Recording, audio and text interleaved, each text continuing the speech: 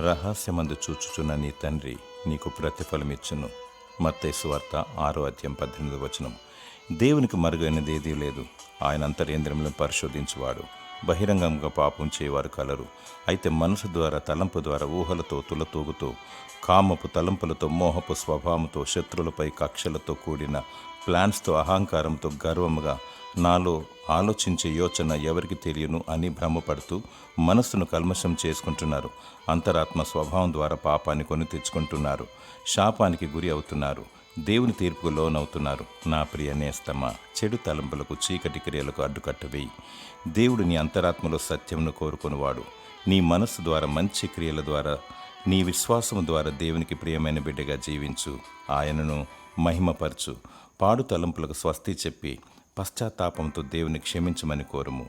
దేవుడు నిన్ను నిందారహితముగా, పరిశుద్ధముగా మలిచి దీవించునుగాక. ఆమెన్.